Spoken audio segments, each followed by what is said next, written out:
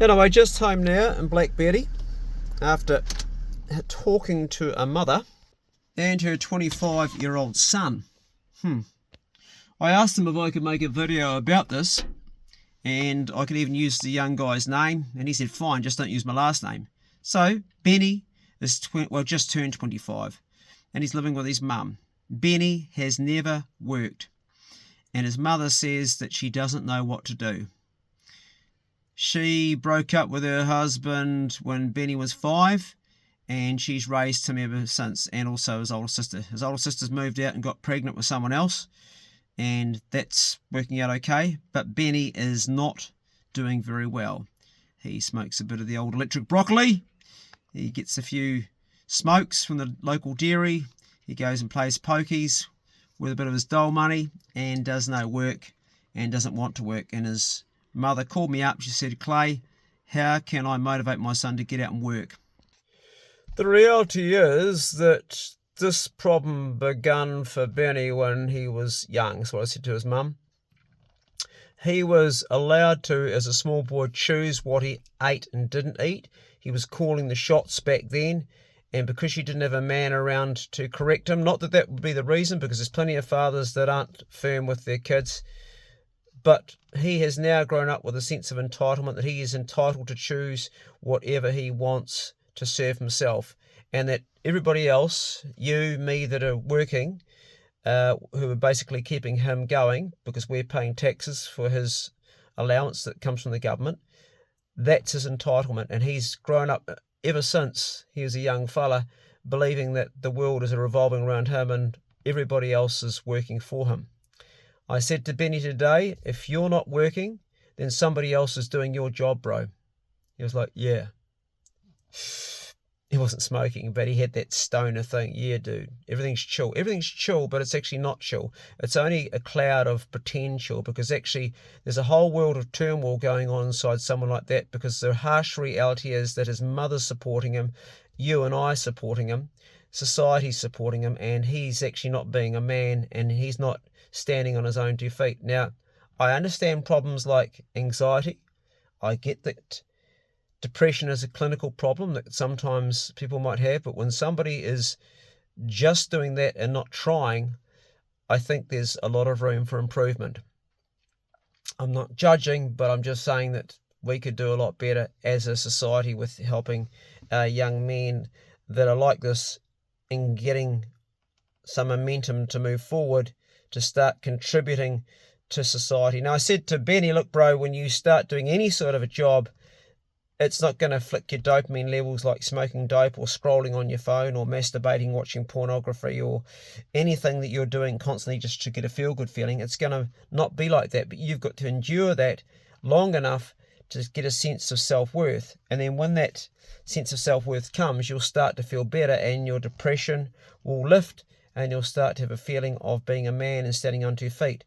You can have depression but still do a job. You can have anxiety and still do a job. There are plenty of people that I know that battle with much, much worse that still work. For me personally, I didn't stop working when I was really sick with cancer, and I didn't stop working when I was really sick with crippling heart pain. And I kept on working right through, and I know there's a lot of people that have been much worse off than me that have endured much more and work. So when I see a fit young man, and when I say fit, I'm talking physically fit, because I can't speak for anybody's mental health, but I do think that too often it's too easy to say, I'm struggling mentally, I can't do this. Why not struggle mentally anyway while you're doing it? That's my solution to that problem. Why not say, okay, I'm in a bad place up here right now, but I can still work while that's going on? Because if you're not working, Benny and every other young man listening to this, then somebody else is doing your work for you. And the question I have for you is this: what is it that makes you feel that you're entitled for us to all look after you, when we have to look after ourselves, our own children, and those around us? Why should we also look after you? What is it that you've done that has given you that entitlement? Because I'm actually happy to help a lot of young men out. over the years, I've had many young men live on the property, and I've given them free everything, so long as they promised to me that they would make an act, like become motivated at giving up the drink, giving up the electric broccoli, giving up the shit food, and getting their life back on track. And a lot of those young men today are doing okay. Not all of them. Some of them aren't even here, tragically, anymore. But a lot of them, I gave them a bit of a start. And for me, as an older male who's got the resources and a bunch of good bastards around me to help me do it, I've seen people make amazing changes with their life. And one thing that they've all shared in common is they've all wanted to. They've all wanted to make a change. If you're a young man that doesn't want to make a change, if you're just happy to sit back and keep on being in this numbness of smoking and not working and not contributing, then I'm going to call you out and I'm going to say you're being lazy. You've just got comfortably lazy. And I'm going to call you out. And you can say, oh yeah, but you don't understand, Clay. I struggle with motivation, or I struggle with anxiety, or I struggle with depression. I get that. But what I'm going to say to you is, while you're struggling, then why not put something into place? I know it's difficult, and it's easy for me to say that. I know it's difficult particularly if you've got a clinical depression where you just can't get going. But if you've got enough energy to go down into the pokies, or you've got enough energy to go and buy a packet of cigarettes, or enough energy to scroll on your phone, then you've got enough energy to start looking for any sort of a job at all.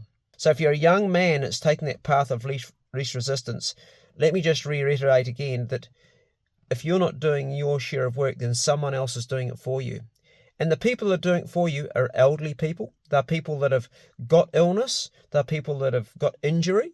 There are people that have got children they're trying to raise themselves, because every person that's working is paying a percentage of tax which is going to enabling you to carry on living that lazy lifestyle.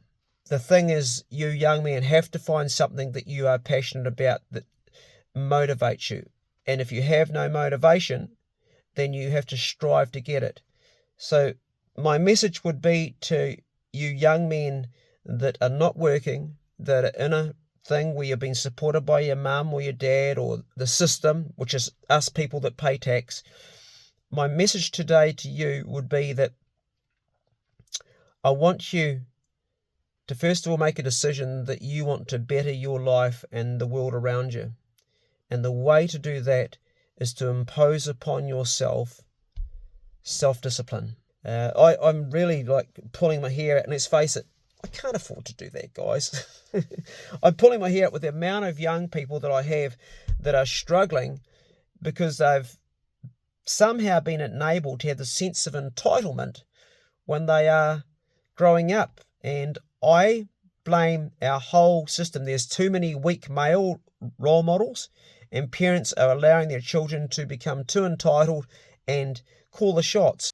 Let's brainstorm, and maybe we could change one man's life just by planting a seed. I don't know what that seed should be, but that was my 2 cents worth for what it's worth.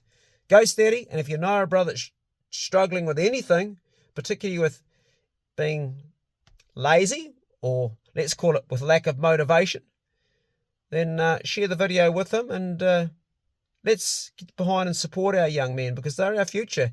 And if we can't get them off their asses, what future do we have? I don't know. Right. I'm not going to be pulling any more hair out. I will say go steady and see you in the next Bro Check Club video. See you later.